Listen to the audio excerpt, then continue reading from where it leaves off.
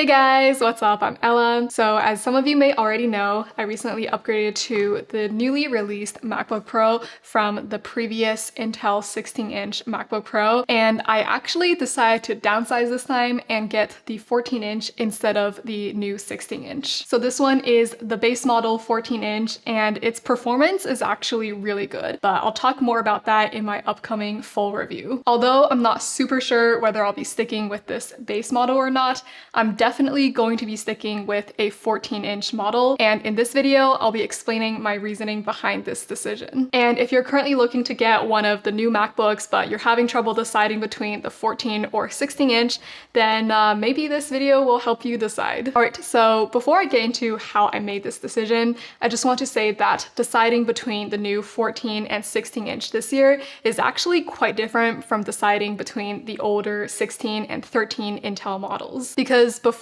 the 16-inch model was a lot more powerful than the 13-inch. So if you wanted power, like I did at the time, then you would go for the 16-inch. But this year, the 14 and 16-inch are actually practically the same in terms of their performance. So then the decision is more about the screen size, the weight, the battery life differences, which I will now get into. Okay, so the first thing that I considered when making this decision was actually the screen size. So I'm currently a comp sci student and I also edit videos for YouTube. So for me, a larger screen is always super helpful. However, with my old 16-inch, I found that the efficiency gain of this bigger screen was really held back by bad laptop ergonomics. When working on a laptop, sitting straight or leaning forward is far from the most ergonomic. For me, leaning back in a chair is so much more comfortable and allows me to work for longer without any back or neck pain.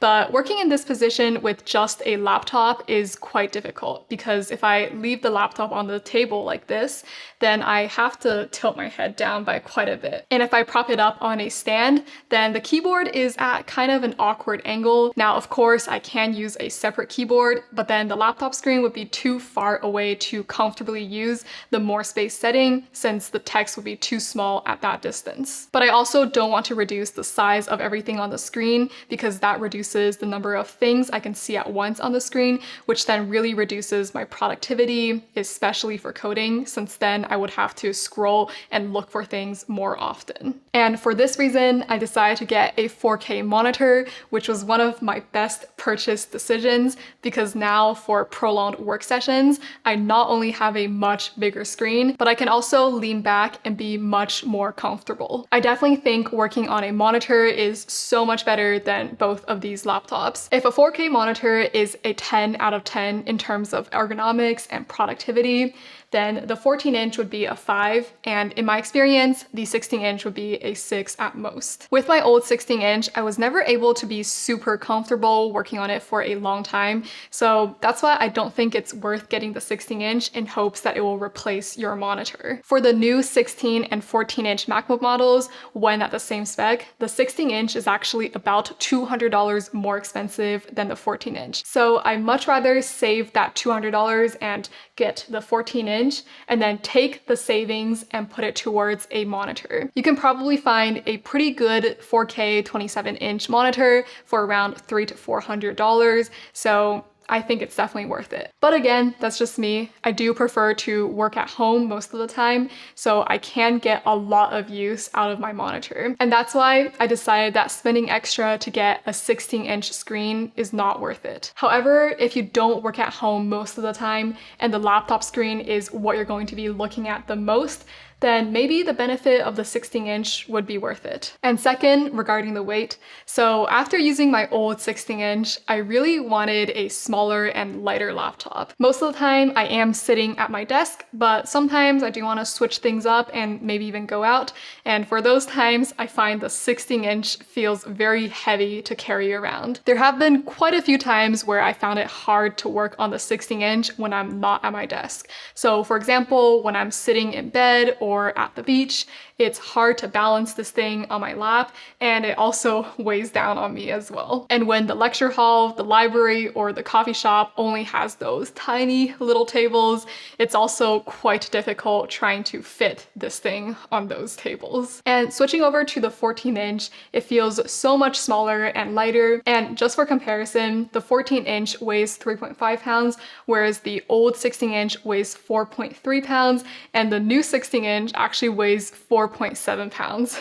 which really shocked me. The 14-inch would definitely be easier to carry around and do work on even when I'm not sitting at my desk. And now, after using the 14-inch for a bit, I can say that I really don't need anything smaller or lighter than it to be happy with its portability. And actually, the 14-inch MacBook Pro is only larger than the 13-inch MacBook Air by about 1 centimeters in terms of width, because the 14-inch screen has much thinner bezels. So I didn't decide to get the 14-inch solely because it's lighter, but the lightness was definitely a plus for me.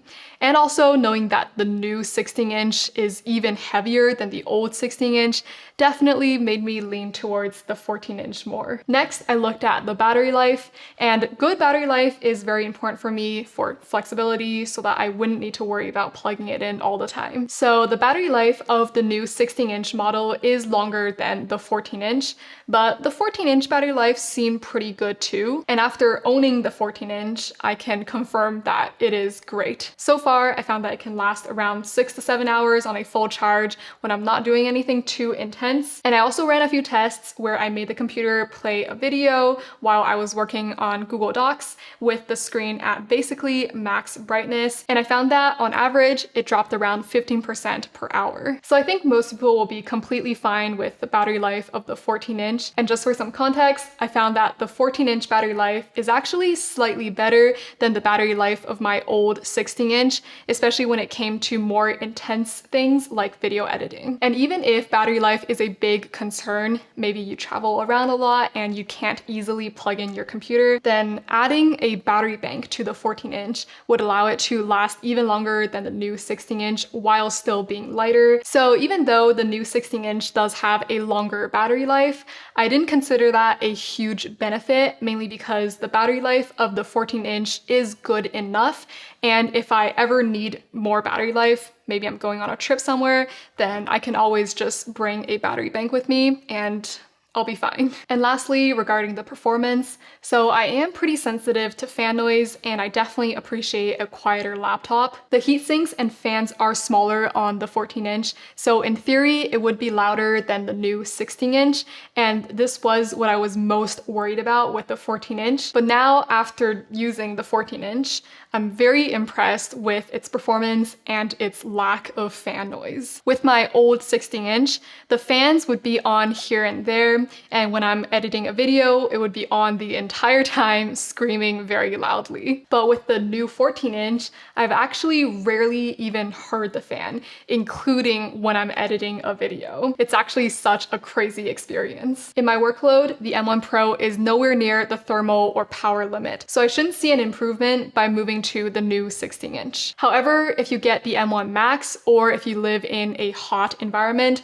then you might experience a difference between 14 and 16-inch. So those are my reasons for getting the 14-inch instead of another 16-inch. I'm actually really loving the smaller and lighter laptop.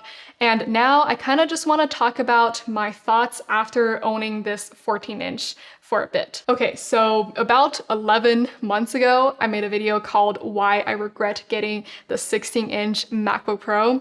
And in that video, I basically talked about how I found the old 16-inch to be not powerful enough and also not portable enough. And that's why I wanted to replace it with a PC for power and then a smaller, lighter laptop, maybe like the M1 MacBook Air for portability. But 11 months later, the world has changed. Now, with the release of the M1 Pro and Max chips, this new 14-inch MacBook can actually replace both a PC and a smaller and lighter laptop because it is powerful enough and portable enough. For my portable laptop that I can easily bring around and do work on whenever I need to, I definitely prefer having this 14-inch MacBook Pro over the M1 MacBook Air. It has a much better screen that can go even brighter, so it's great for working outside. It also has better speakers and a slightly better keyboard, and it's actually barely larger than the MacBook Air. The M1 Pro is actually pretty comparable to a fairly expensive PC